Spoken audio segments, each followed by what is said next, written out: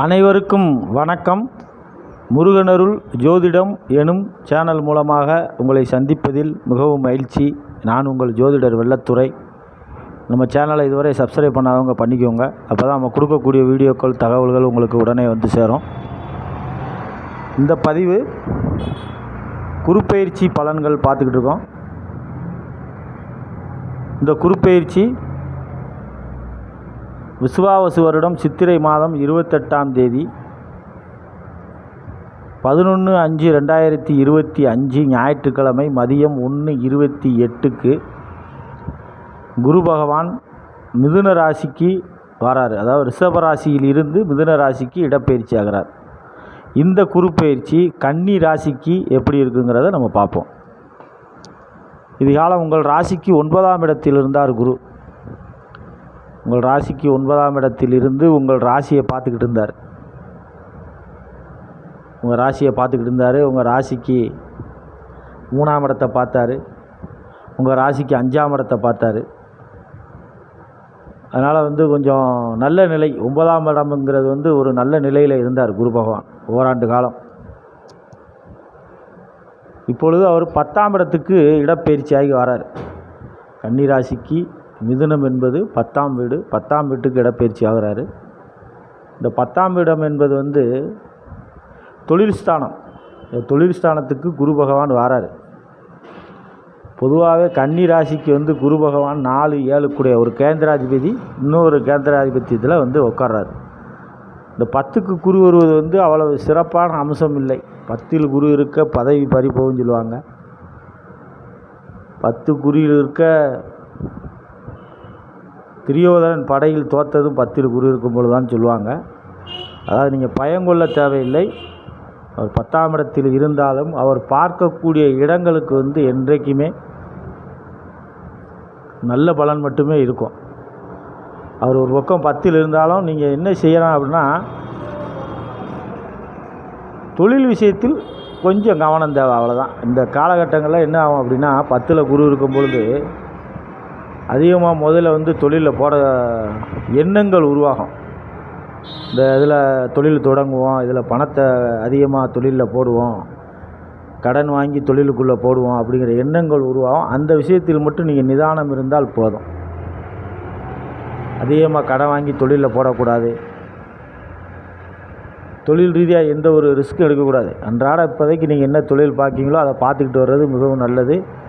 அதே மாதிரி வேலையாட்கள், அதாவது ஒரு அலுவலகத்தில் ஒரு இடத்தில் வேலை பார்க்கக்கூடியவர்கள், அடிமை தொழில் பார்க்கக்கூடியவர்கள், அன்றாட வேலை பார்க்கக்கூடியவர்கள், இந்த வேலையை விட்டு இன்னொரு வேலைக்கு போகலாம், அந்த இடத்தில் சம்பளம் கூட இருக்கும் அப்படின்னு நினச்சி இருக்கிற தொழிலை விட்டுட்டு வேறு தொழிலுக்கு போகிறது, அதெல்லாம் இந்த காலகட்டங்களில் இருக்கக்கூடாது. அக்கறைக்கு இக்கரை பச்சையாகத்தான் இருக்கும். ஆகையால் சொந்த தொழில் பார்க்குறவங்க அதிகமாக தொழிலில் முதலீடு போடக்கூடாது. தொழிலுக்காக கடன் வாங்கக்கூடாது.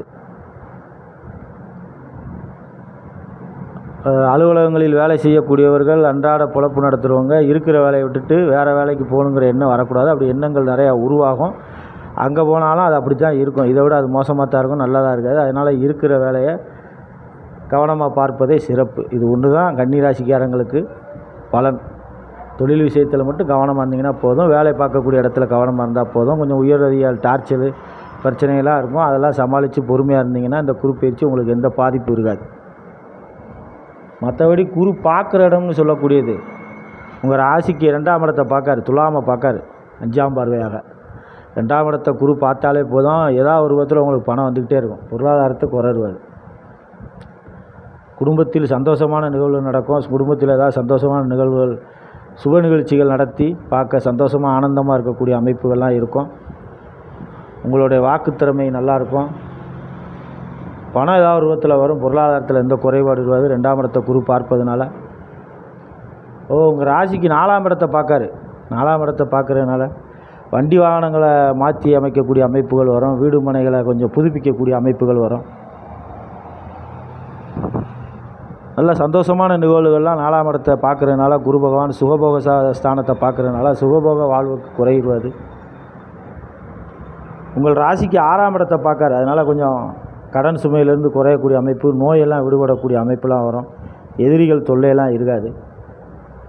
இப்படி அவர் 10ஆம் இடத்தில் அமர்ந்து தொழிலில் சில சில பிரச்சனைகள் இருந்தாலும் அவர் பார்க்கக்கூடிய இடமெல்லாம் அற்புதமான இடமாக பார்க்காரு. 2ஆம் இடம், 4ஆம் இடம், 6ஆம் இடம், இப்படி 3 இடத்த பார்க்குறதுனால இந்த கன்னிராசி அன்பர்களுக்கு இந்த பார்வை பலன் கண்டிப்பாக நன்மை செய்யும். அதில் மாற்றமில்லை. ஏன்னா கன்னிராசிக்கு துலாம்ங்கிறது தன வீடு. அதனால் தனத்துக்கு குறைபாடு இருக்காது. 4ஆம் இடம் சுகஸ்தானம், சுகத்துக்கு குறைவாது. 6ஆம் இடத்தை பார்க்காரு. 6ஆம் இடத்தை பார்ப்பதனால நோய் நொடிகள் அகலும், எதிரிகள் தொல்லைகள் நீங்கும், கடன் சுமை கொஞ்சம் குறையும். இப்படி குரு பார்வைக்கு பலன் இருப்பதனால உங்களுக்கு குரு பார்வை நல்ல இடங்களெல்லாம் பார்க்குறதுனால அவ்வளோ பாதிப்புகள் இருக்காது. இந்த குரு பயிற்சி உங்களுக்கு ஒரு 60% நன்மையை தரும். எந்த குறைபாடு இருக்காது. 10க்கு குரு இருப்பதனால இந்த குரு பயிற்சி காலங்களில் கன்னிராசி அன்பர்கள் திருச்செந்தூர் சென்று முருகப்பெருமானை வணங்குவாங்க. குருஸ்தலம் அது. முருகனை கன்னிராசி அன்பர்கள் பூராமே முருகனை வணங்கினீங்கன்னா ரொம்ப நல்லது. அது கன்னிராசிக்குள்ளே சித்திரை நட்சத்திரம் இருக்குது. இந்த சித்திரை நட்சத்திரத்துக்காரங்க முருகனை வணங்கினீங்கன்னா ரொம்ப யோகம். ஆகையால் முருகப்பெருமானை திருச்செந்தூர் சென்று வணங்குவாங்க. இந்த குருப்பெயர்ச்சி உங்களுக்கு ஒரு 60% நல்லது செய்யும். வேறு எந்த பாதிப்பும் தராது என்று சொல்லி நன்றி கூறி விடைபெறுகிறேன். நன்றி, வணக்கம்.